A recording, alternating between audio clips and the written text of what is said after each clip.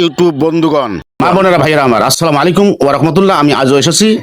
আজকের যে বয়ান হবে সে বয়ানটি হলো বর্তমান আর ঠান্ডা দিনের পায়ের যার গোড়া ফাটা, পায়ের গোড়া ফাটা থাকলে কি অবস্থা সেই বয়ান হবে। দয়া করি পাশে থাকি, সহযোগিতা করি। বন্ধুগণ আমার, মা বোনেরা আমার, আমি কি বলবো, এই জীবনে অনেক বয়ান শুনেছ। বয়ান শুনতে শুনতে মুসলমান আজ ঝান্ডা হয়ে গেছে, কিন্তু নামাজ পড়তে চায় না। তাহলে আমার বয়ান দেখি মানুষকে হিদাত হবে।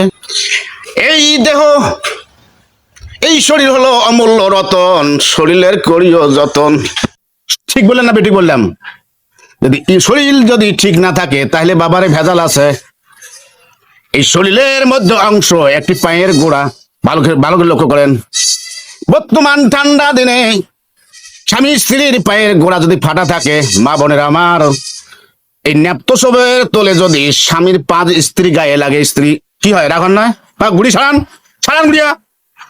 আর স্বামীর পায়ের গোড়া ফাটা যদি স্ত্রী গায়ে লাগে, আপনার যত বড় দরদি স্ত্রী হোক না কেন, বলবে বলে তোমার পায়ের গুড়িয়ে ফাটা, তোমার ঠিক করেন না কেন? ভাববেন আবার। তাহলে কি করতে হবে? উভয় দুইজনকার শরীরের যত্ন করতে হবে, পায়ের গোড়ার যত্ন করতে হবে। গিলিসিলিন, 1 নাম্বার গিলিসিলিন ব্যবহার করতে হবে। ধন সম্পদ বহু পোষ্য, কবর কি হিসাব দিবে তার তো খেয়ে পাবে না, অন্ত শরীরে যত্ন করো। 1 নাম্বার গিলিসিলিন পায়ের মধ্যে ব্যবহার করতে হবে। পায়ের মধ্যে মুজা দেওয়া লাগবে রে মা বোনেরা, বাবারা আমার। জুতে ব্যবহার করা লাগবে। পায়ের গোড়া সবসময় মধ্যে নরম থাকবে গিলিসিলিন ব্যবহার করলে। যে গিলিসিলিন ব্যবহার করতে পারবে তার পায়ের গোড়া ফাটা থাকবে না রে বাবা। তার কোনোদিন আপনার স্ত্রী আপনাকে বলবে না, বিছনার মধ্যে বলবে না পায়ের গোড়া সারান, পায়ের গোড়া সারা, বলবে কোন তোমরা? বন্ধুগণ আমার, এই বয়ান আজ শুনলাম, এই বয়ান আজ করলাম।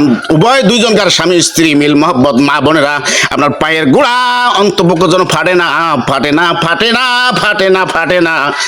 এই জন্য গিলিসিলিন মুজা ব্যবহার করা লাগবে। আসসালামু আলাইকুম ওয়া রাহমাতুল্লাহ।